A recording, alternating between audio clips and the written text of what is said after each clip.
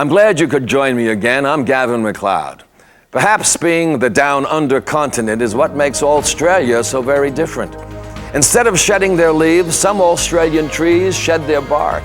The puzzling duck-billed platypus, an Australian native, lays eggs like a duck but suckles its young like a mammal. Some of Australia's kangaroos climb trees.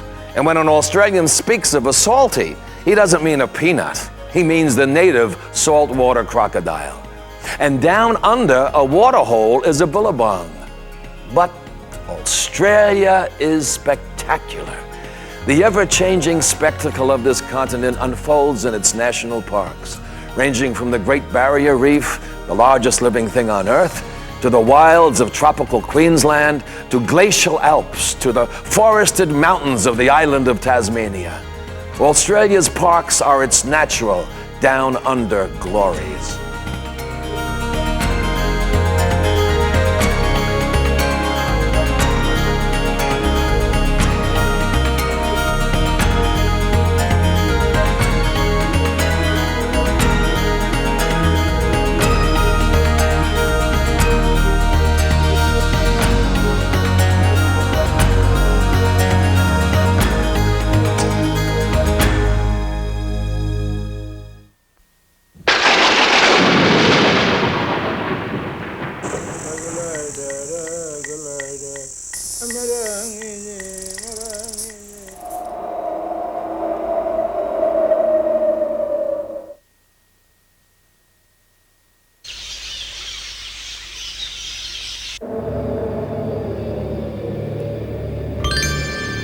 Australia, the most ancient continent, has some of the world's most beautiful national parks. In this film, we will see 6 of these parks. Each is a living link with the past, both near and far. Each park has its own story to tell. And together, their stories will form a history of Australia from a time before the dinosaurs up to the present day. So we will see the ancient rainforests of the Daintree, the enchanting underworld of the Great Barrier Reef, the white wilderness of the Australian Alps, the majestic beauty of Western Tasmania, the magical landscapes of the Kakadu, and the awesome power of Uluru.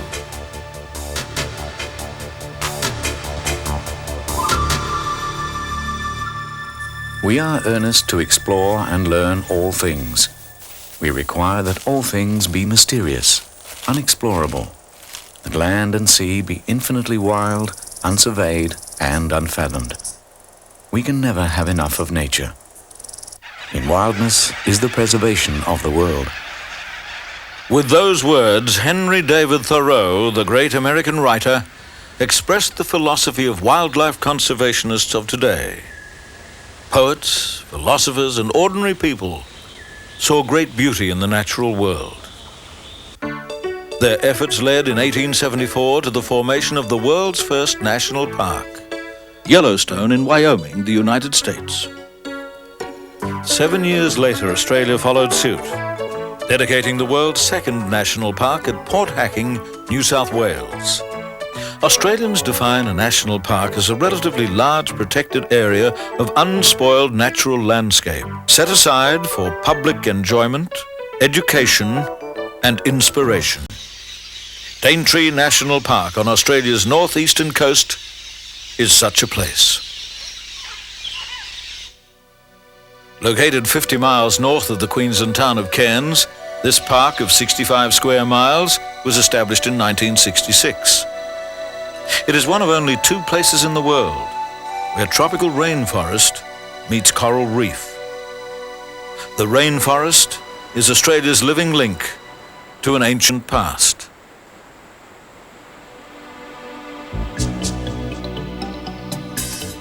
"200 million years ago, the world's 2 great land masses were joined. Together, they formed one supercontinent that stretched from pole to pole. After 30 million years, they drifted apart.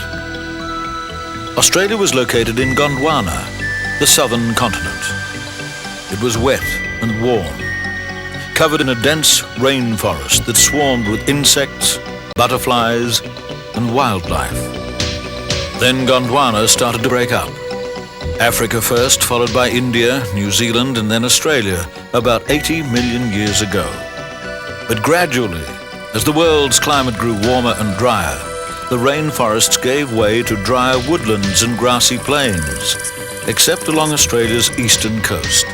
Here, an uplift of mountains thrust the remnants of the forest upwards into a wetter zone of heavy rainfall and high humidity.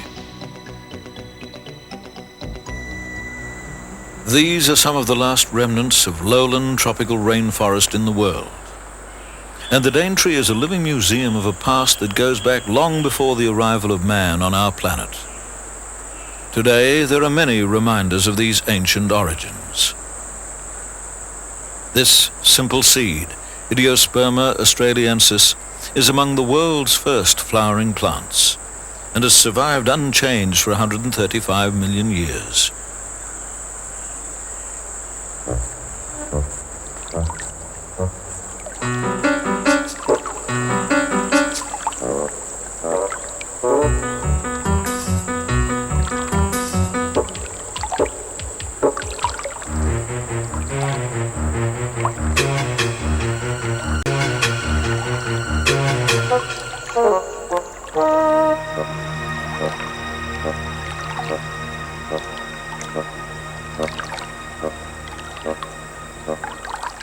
The rainforest is the cradle of evolution and one of the world's most diverse living systems.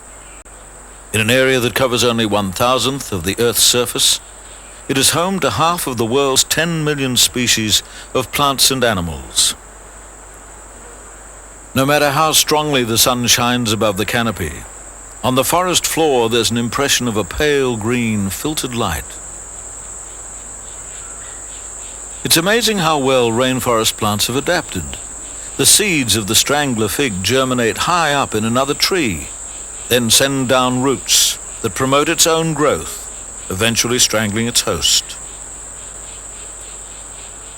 Climbing vines with slender stems use the support of other trees to find light, creating tangles of looping, twisting lianas thrusting upwards. The rainforest is so rich it's a treasure trove of animals, insects, and birds. The male riflebird puts a great deal of thought and energy into attracting a female. He squawks loudly, shrouds his wings importantly, doing a sort of courtship dance to attract the female.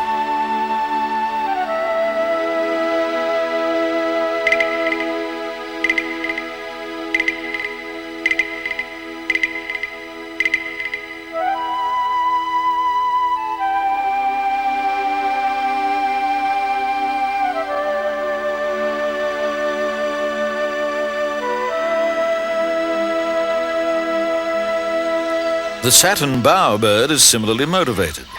Unlike the female, he has brilliant blue plumage and collects objects of a similar color, one that is reputedly irresistible to the female. And so he builds his bower of twigs, decorated with berries, flowers, and feathers, all designed to attract and woo as many females as possible in a season.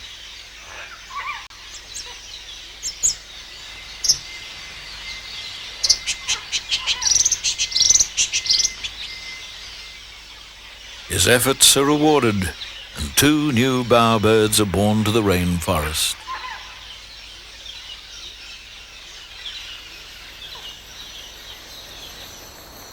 The Daintree is rich in mammals, some of them found nowhere else in the world. Like the tree kangaroo,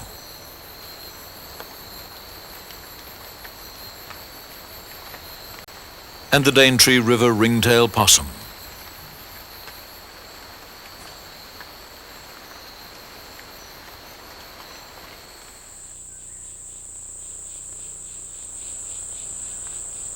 The Australian emu and the cassowary, like the African ostrich, are large flightless birds.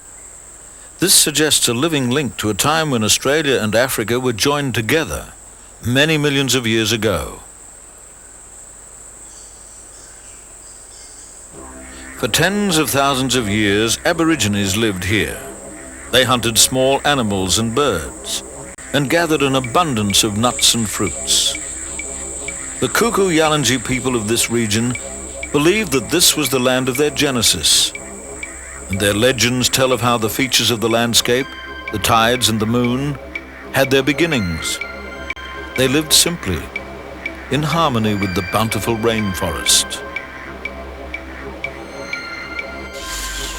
All this was to change with the coming of the white man.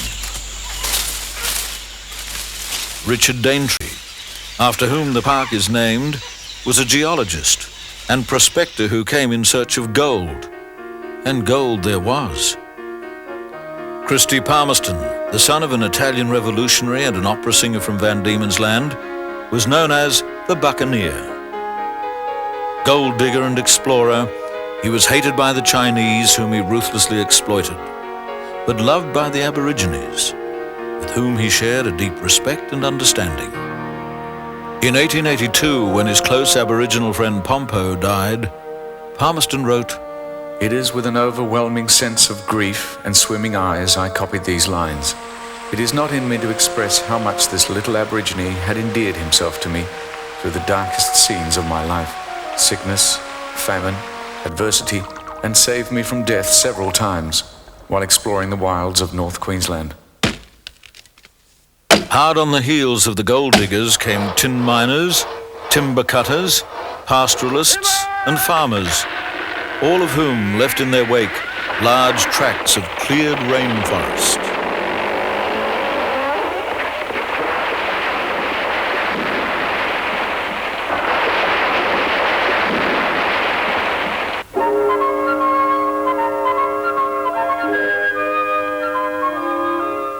There's no shortage of sugar in these rich Queensland cane fields. Before the crop is harvested, a controlled fire burns off the rubbish and trash, leaving the green cane stalks unharmed and much easier to cut. The cane cutters mow down the fields with apparent ease, but this work is tough and earns a skilled man better than £6 a day. And brother, that's real sugar. Much of the original rainforest was destroyed, but fortunately at least 30% has survived. Some of it set aside as national parklands for the enjoyment of all. There have been protests on the part of conservationists to protect the rainforest from the ravages of logging, roads and development. The balance is delicate and difficult to achieve. But the Daintree is still one of the most beautiful and important rainforests in the world. Exotic, enchanting, and accessible to all who wish to explore its ancient beauty.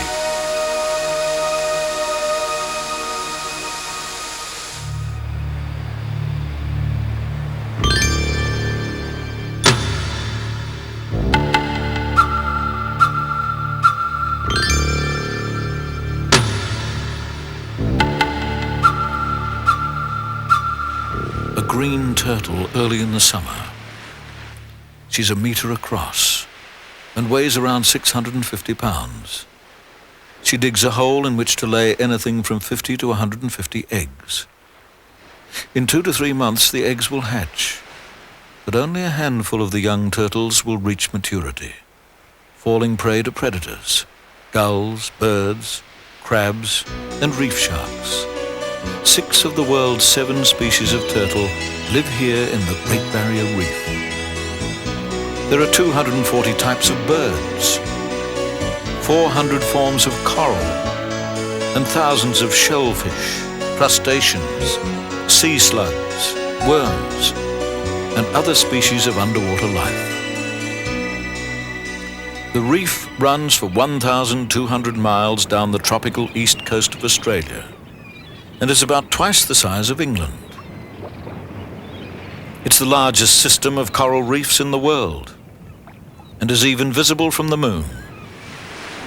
After the full moon in late spring or early summer each year, the Barrier Reef gives birth.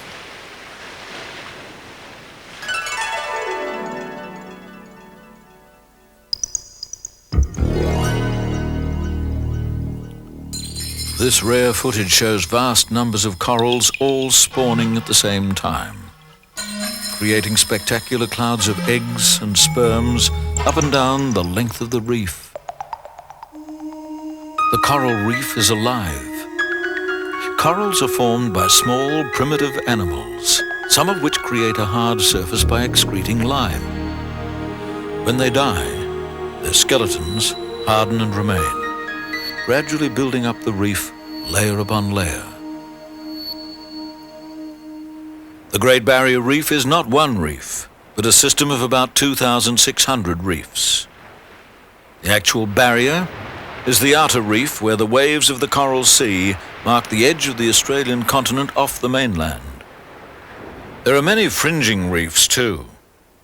These are attached to the mainland and to islands that mark the remnants of a mountain range that was submerged when sea levels rose at the end of the last ice age.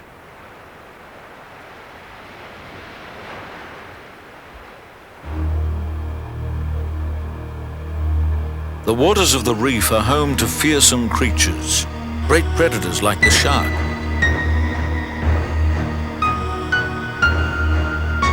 Sea snakes whose poison is said to be 10 times more venomous than a king cobra's. Scorpion fish and stinging jellyfish, moray eels and manta rays.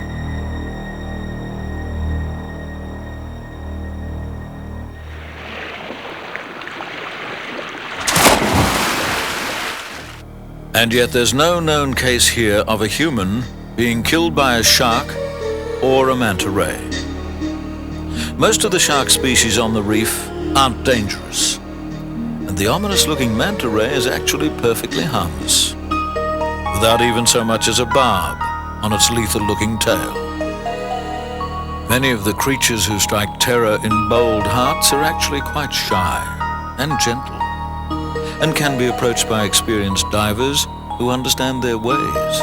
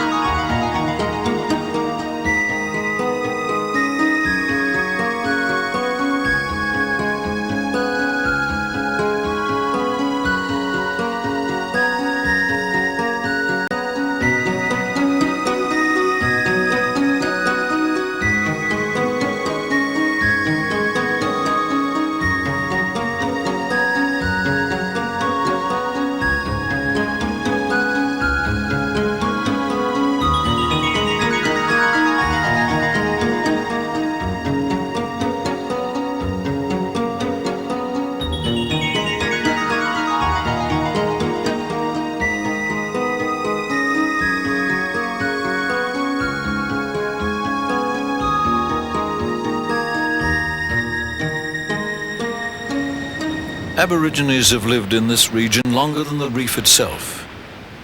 They collected shellfish, speared turtle, and built ingenious tidal fish traps, as their ancestors did before them.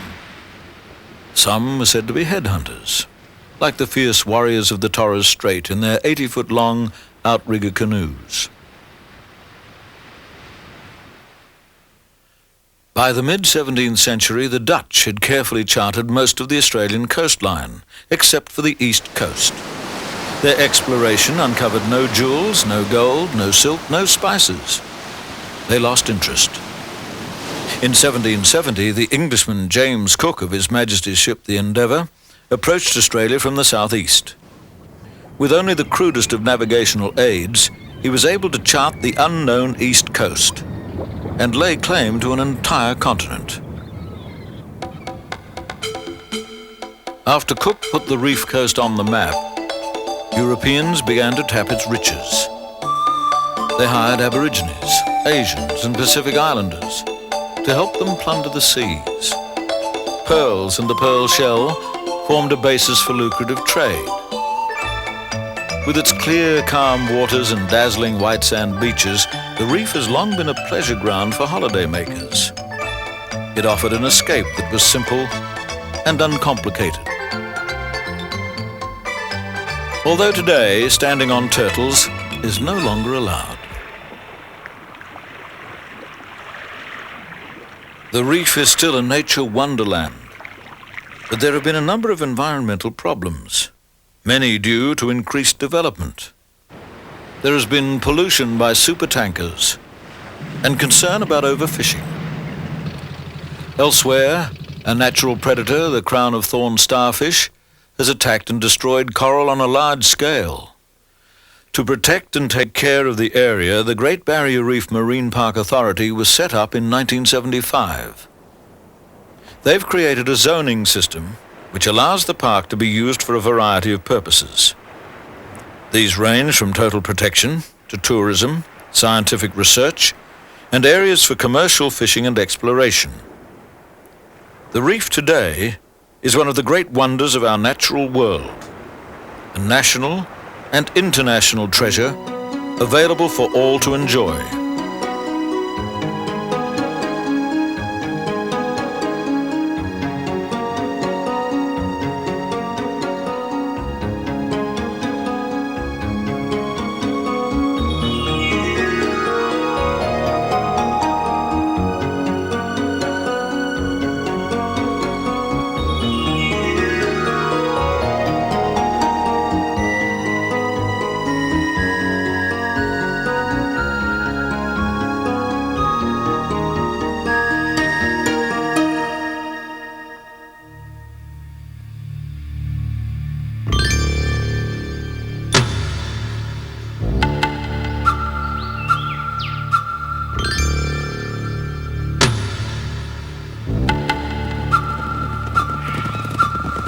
He hails from Snowy River, up by Kosciuszko side, where the hills are twice as steep and twice as rough, where a horse's hoofs strike firelight from the flintstones every stride. The man that holds his own is good enough.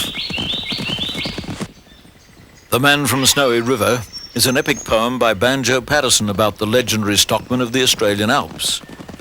It tells the story of a daring young horseman who single-handedly recaptures a prized colt that had joined the wild bush horses of the high country.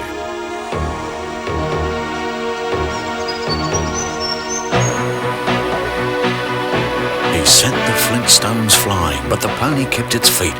He cleared the fallen timber in his stride, and the man from Snowy River never shifted in his seat. It was grand to see that mountain horseman ride.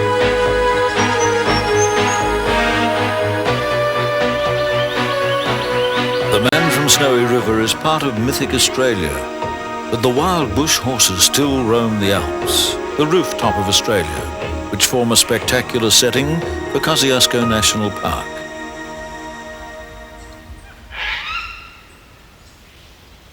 The park, with an area of 2,600 square miles, was first set aside as a nature reserve in 1944. It's the only part of the Australian mainland moulded by the great glaciers of the last ice age. Older than the Andes, the Rockies, or the Himalayas, the Alps date back 500 million years.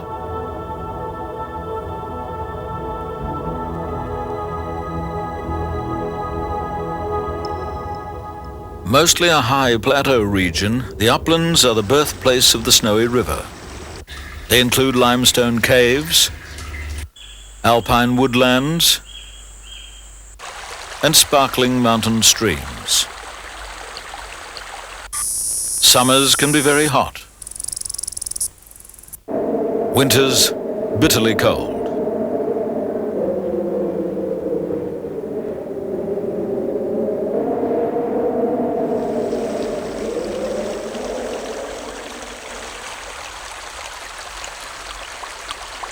The Alps are also the home of many rare and fragile plants and animals who are well adapted to the extreme conditions. The corroboree frog lives in the alpine bogs of the Snowy Mountains. Discovered only in 1947, this striking creature is unable to change its brilliant colorings, unlike so many of its amphibian relatives. Shy and secretive, the female lays her eggs in deep burrows of sphagnum moss. The eggs are then guarded by the male.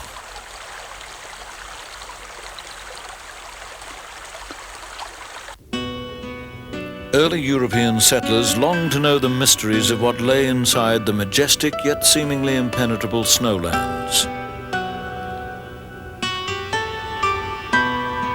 The explorers William Hovell and Hamilton Hume were forced to skirt around the higher mountain areas. At the end of 7 miles, a prospect came in view. The most magnificent, immense high mountain, covered nearly 1/4 of the way down with snow, and the sun shining upon it gave it a most brilliant appearance. So wrote William Hovell in his diary of November 1824. Graziers and settlers followed in the 1830s. It was a land of granite mountains, deep rivers and high plains, and it claimed the lives of many a flock of sheep or mob of cattle. Late one afternoon in March 1840, a Polish explorer, Paul de Strzelecki, climbed the highest peak alone.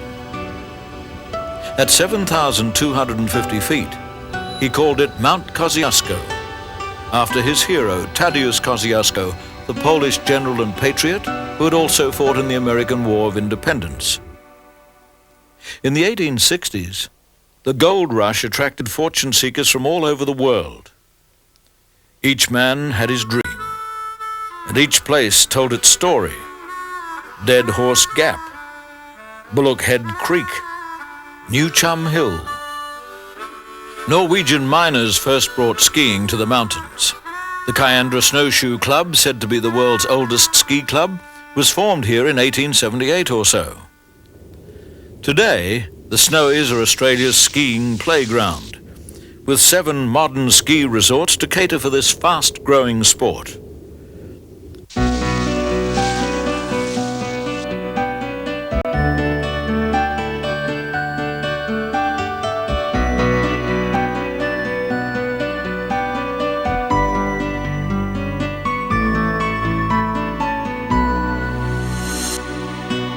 For those who wish to get away from it all, the snowlands also offer the opportunity for a quieter look at the land.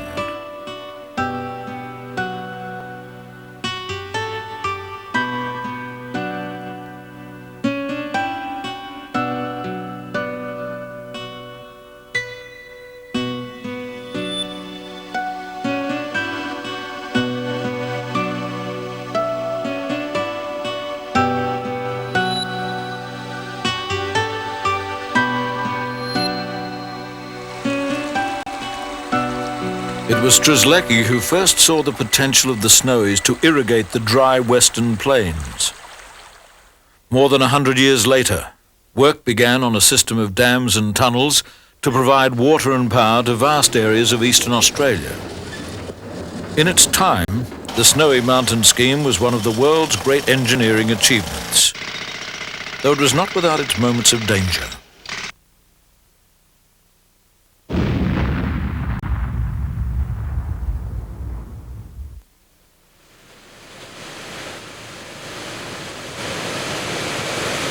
The Snowy Mountain Scheme was completed in 1974, and its builders left to start new lives in Australia's towns and cities. Despite the effects this massive development had on the region, its character has remained essentially unspoiled.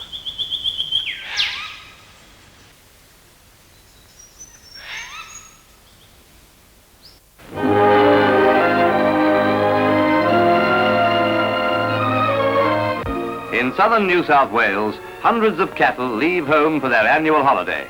A trek to summer pastures 3,000 feet up in the Australian Alps. The mountain cattlemen opened up the Alps, but their foraging, hard-hooved beasts eroded the shallow mountain soil, altering a delicate natural balance. Finally, in 1967, grazing was removed from the park altogether. The stockmen are gone, but the myths remain.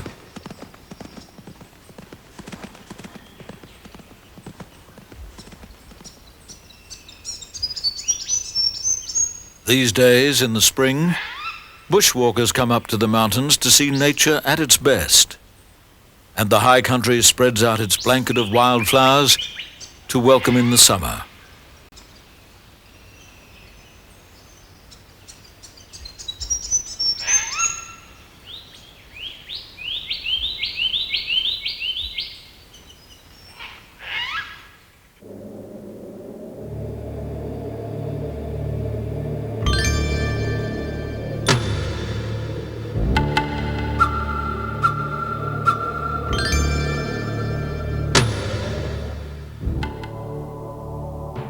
The story of Western Tasmania reads like an epic novel from Victor Hugo. This 1927 film depicts the grim experience of convict life in the penal colony of Macquarie Harbour. Convicts had to work in timber swamps, felling and dragging out Huon pine, a renowned boat-building timber. Runaways were probably the first white men to see the wild Franklin River upstream, but the area was inhospitable to those not familiar with it. The convict settlement was a disaster, and finally in 1833 it was abandoned. Men have always experienced difficulty trying to tame the wild west and southwest of Tasmania, one of the world's last true wilderness areas. There are 3 national parks in the region, and the scenery in all 3 is spectacular. The landscape is dominated by rugged highlands. The mountains began to form 1,000 million years ago, when great sandstone sediments were folded and heated under enormous pressure, forming the white quartzites and schists of towering pinnacles with names like Frenchman's Cap and Federation Peak. Up to 10,000 years ago, glaciers had gouged rugged peaks and ridges and left behind exquisite glacial lakes. Ancient river systems carved spectacular gorges, such as those at the Gordon and Franklin rivers, with rushing rapids and beautifully tiered waterfalls, bordered by the dark, cool rainforest.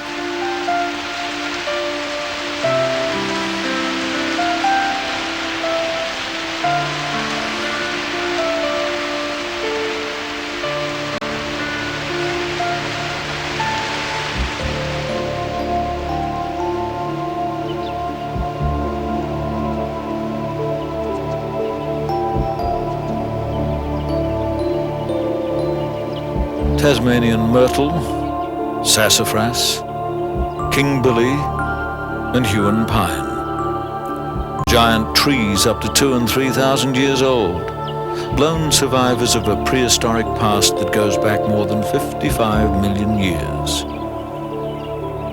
These are the tallest forests in the southern hemisphere, and they contain plant species found nowhere else on our planet.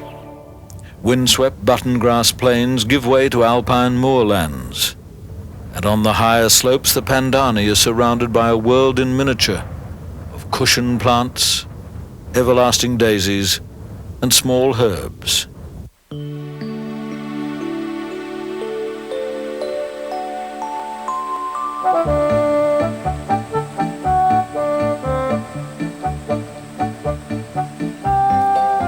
Tasmania is the home of a wide variety of animals, including the duck-billed platypus, an egg-laying marsupial that carries its young in its pouch. The platypus is found in streams and rivers that flow through the temperate forests of eastern Australia and Tasmania.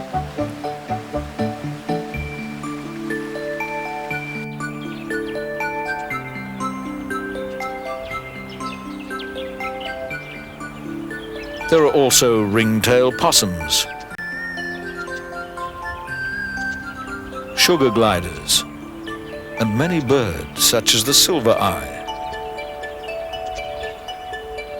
the peregrine falcon, and the superb blue wren.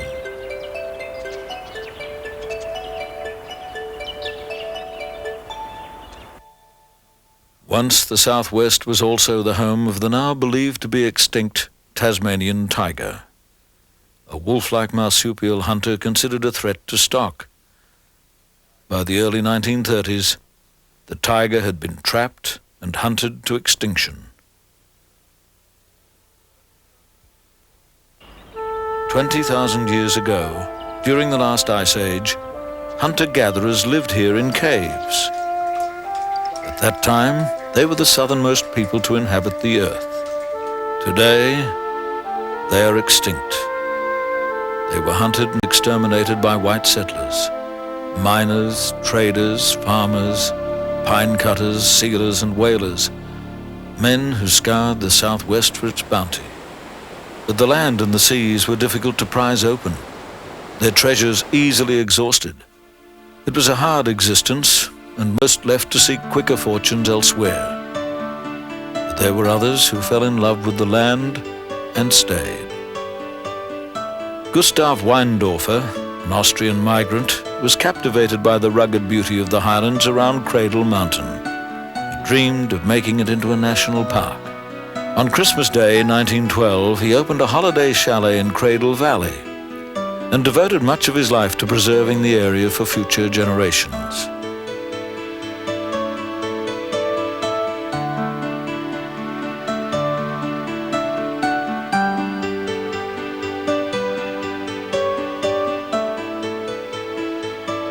Sadly, he didn't live to see his dream come true.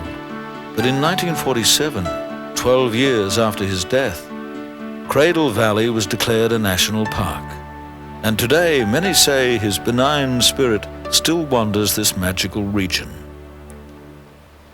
In modern times, a new wave of exploration began. The fierce rivers that had blocked development now aroused the interest of men who wished to tame the wilderness. Hydroelectric schemes were set up to convert the power of the water into usable electricity.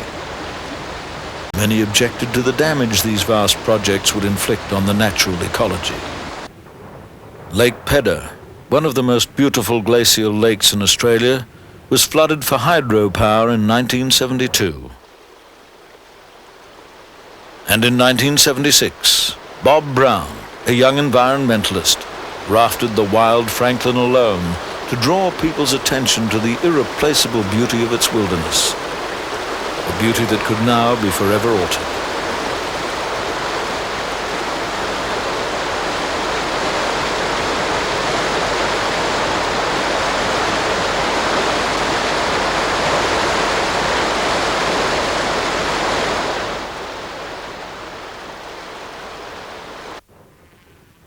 Six years later, the conservationists won an important battle when the Franklin Lower Gordon National Park was declared. And soon after, the key wilderness areas of the Wild Rivers, Cradle Valley, and the Southwest were recognized by the United Nations as World Heritage Areas of universal importance. Today, the Franklin still flows wild and free. The battle continues both against hydro schemes and the clearing of old-growth forest for timber and pulp.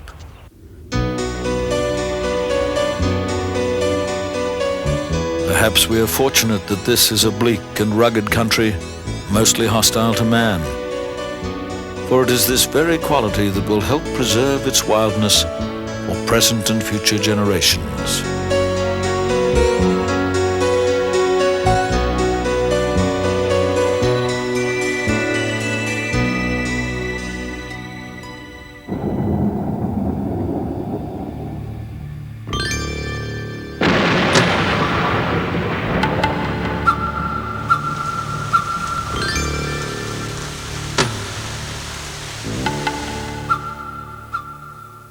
These rivers and billabongs are the home of the crocodile, cunning, ferocious killer, frightened of nothing on land or in the water.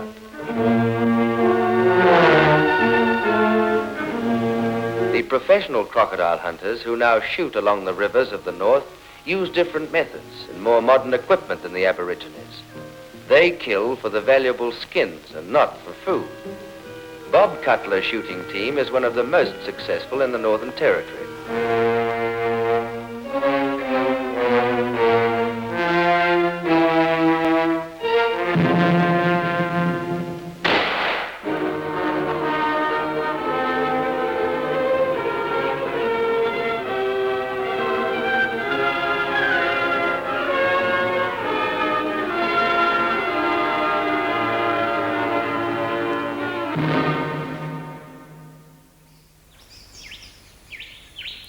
Crocodiles have been present on Earth for over 100 million years. They are a living link to a primeval past, and the largest and most efficient survivor from the age of the dinosaurs.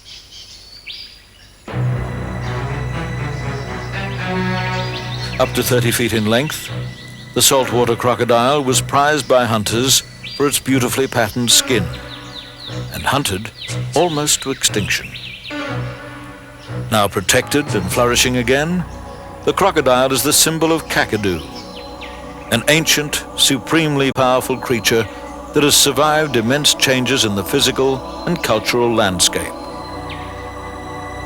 Kakadu National Park is named after the Aboriginal people who live in this region. It is also known as the location for the filming of the well-known Australian film, Crocodile Dundee. Kakadu is Australia's largest and most diverse national park, 130 miles east of Darwin in Australia's tropical top end. The heart of Kakadu is a vast sandstone plateau formed 2,000 million years ago, when Australia was part of a single mighty continent that spanned the entire Earth. Massive faulting on the plateau created a dramatic escarpment with spectacular waterfalls, like Jim Jim, which cascades in a sheer drop of more than 600 feet to the black soil floodplains below. The character of Kakadu is dictated by a monsoonal climate with two distinct seasons, wet and dry. From May to November, the land is dry. The grass is brittle. There are no new shoots for the young kangaroos, and the birds have to venture further and further from their natural territory for food. Soon the northwest monsoon will come, bringing 50 inches of rain in a few short months.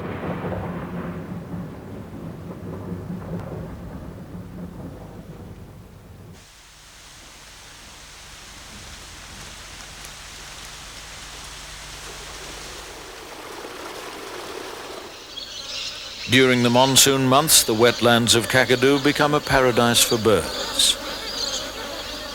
80% of the world's magpie geese congregate here. The jabiru, Australia's only stork, forages for fish along the marshy shores of billabongs and lagoons. And jacanas, sea eagles, brolgas, and egrets make the wetlands ring with song.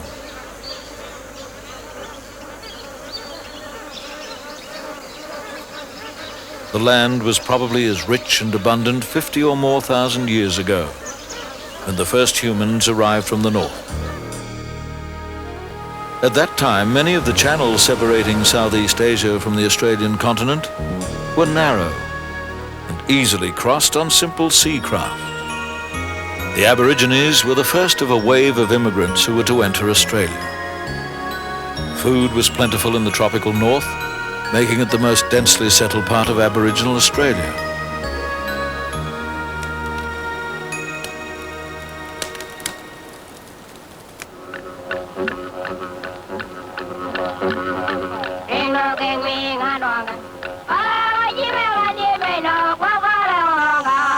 At Kakadu, just 100 miles inland, the Aborigines created probably the greatest collection of ancient art the world has ever seen.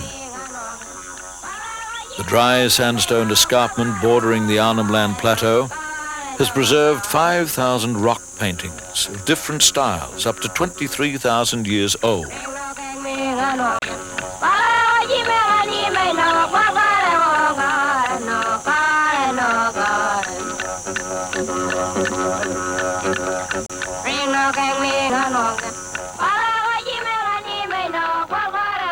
Like the Dead Sea Scrolls, the work of these ancient artists provides a magnificent record of changing environments and Aboriginal life patterns over thousands of years.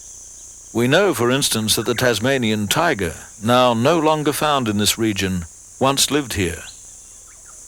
And we see evidence of the square-rigged European ships which brought white men to the north, forever changing it.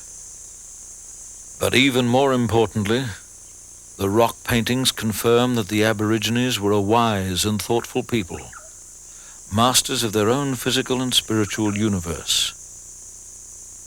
Many of these sites can be visited freely, but some are sacred, special places where the spirits of the powerful ancestors who fashioned the world still live.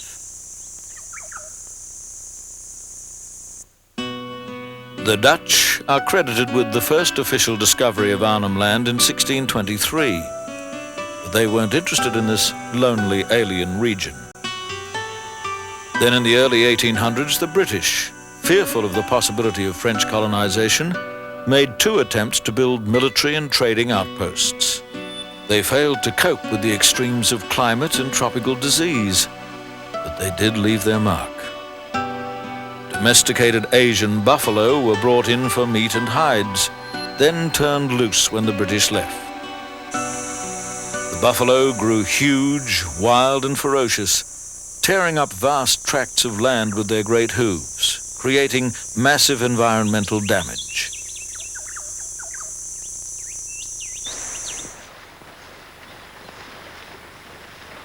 A new breed of men arose to commercially exploit the beasts. Buffalo hunters, tough, seasoned men who hunted the buffalo on horseback with handguns and rifles.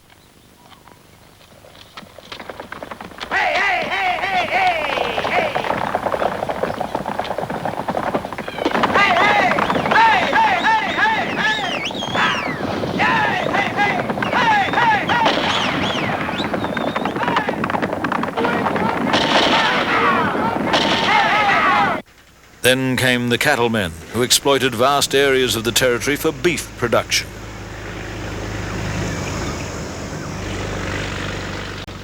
Many Aborigines who had belonged to this land for centuries took up work on the cattle stations, where they excelled as horsebreakers and stockmen. But the isolation of the north and the difficulties of raising cattle in a tropical climate have made the great ranches a thing of the past. Today, the Aborigines have returned to Kakadu and now own it. Many have chosen to practice a way of life that includes traditional elements. Big Bill Niji is one of these. As well as advising the national parks people on how to manage the land, Big Bill teaches the next generation about the value of this country, and especially its spiritual importance.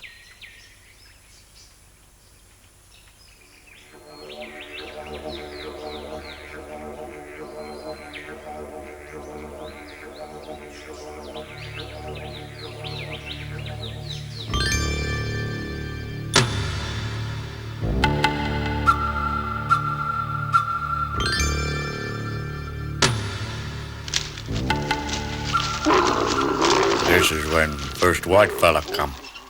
He was a missionary whose car broke down. I'd never seen a car or a camel, let alone a white fella. And I thought it was all some weird animal. To the Aborigines of the Western Desert, white people were a real puzzle. With all their awesome technology, they seemed not to understand the basics of managing the harsh desert country.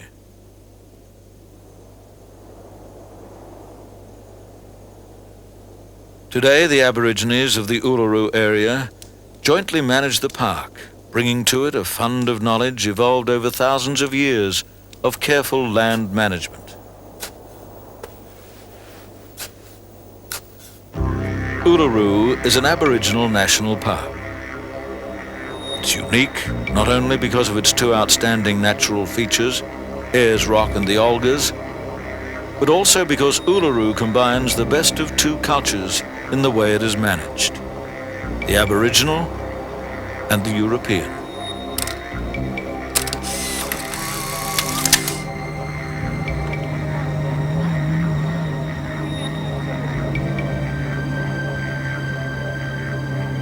I think the rock is weird. That's my first impression. It's eerie. So far it's nice. I'm just waiting for the sunset so I can see it change colors. I'm expecting to get bright red, purple, and all different kind of colors.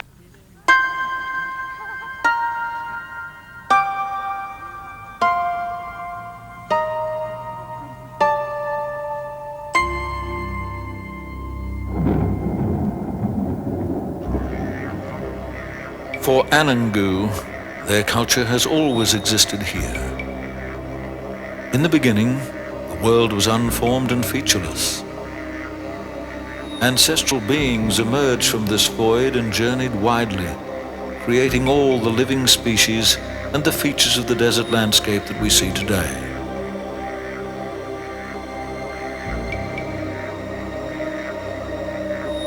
Uluru, or Ayers Rock, and Katajuta, the Olgas, are physical evidence of this creation.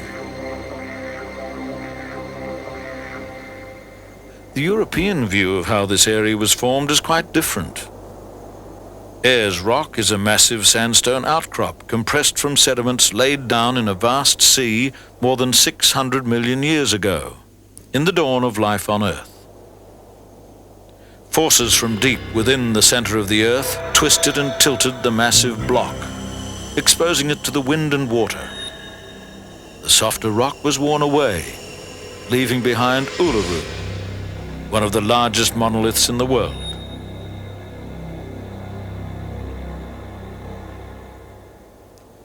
The Olgas, just 20 miles away, are a collection of 36 remnant outcrops made of conglomerate and formed in the same period.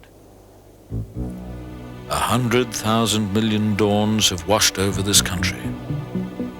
It has seen mountains rise and fall, seas and lakes flood and vanish, great forests spread to the horizon, then fade away.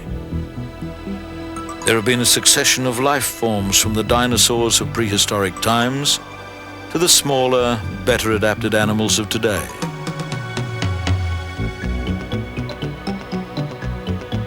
Taller than a full-grown man, the red kangaroo bounds the Mulga Plains, king of this country.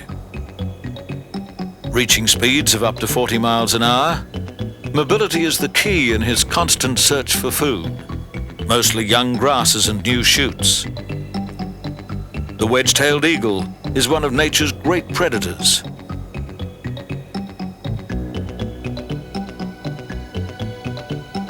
But the master of the bush undoubtedly is the dingo, a latecomer brought from Asia only around 5,000 years ago. Dingoes are cunning, dogged hunters, attacking anything from kangaroos and wallabies to insects and lizards. Moloch horridus truly has a horrible look, all 5 inches of him.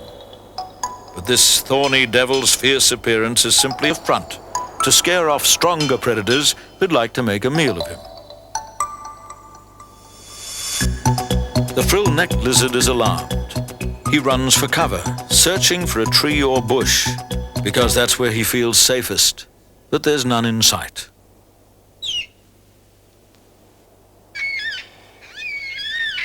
Parrots are a real feature of the Australian bush. They come in all sorts of shapes, colors, and sizes. But they have one thing in common. They're supremely adapted to survive the dry, harsh desert conditions. The desert is full of life. It provided Anangu with food, roots, berries, and fruits, witchetty grubs and larger game.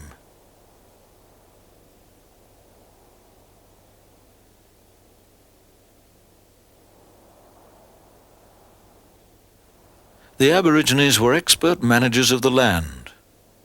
They took only what they needed, then moved on so the land could replenish itself.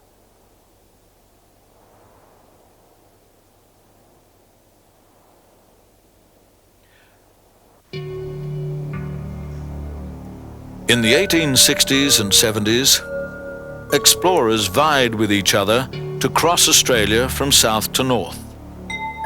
They were trying to find an overland route for the new electric telegraph.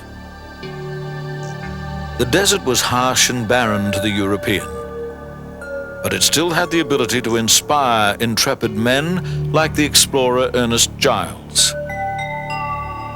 I am sure this is one of the most extraordinary geological features on the face of the Earth.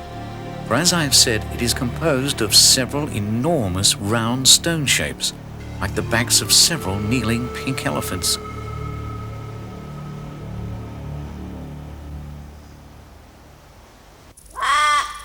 Cattlemen followed, but found the country too cruel, too hostile for their animals.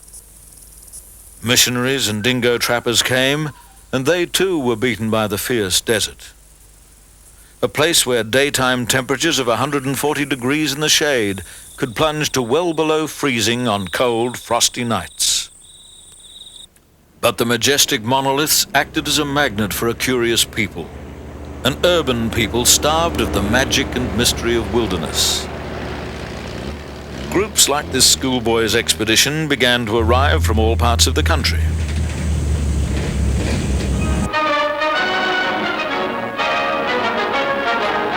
Camp is made at the base of the sheer wall. The radio mast goes up to confound the spirits of the primitive men who've made the rock for untold ages the focal point of their legends and ceremonials. From the 1970s on, Australians began to be more and more aware, both of the rights of Aborigines to their traditional lands and to their ability to manage it using methods that have long stood the test of time.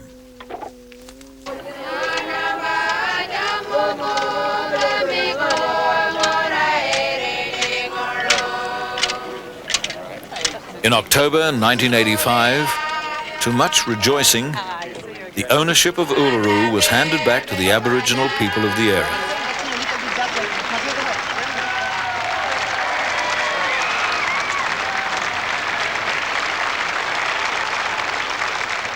Today, Uluru is one of Australia's major tourist attractions, authentic, accessible, and awesome.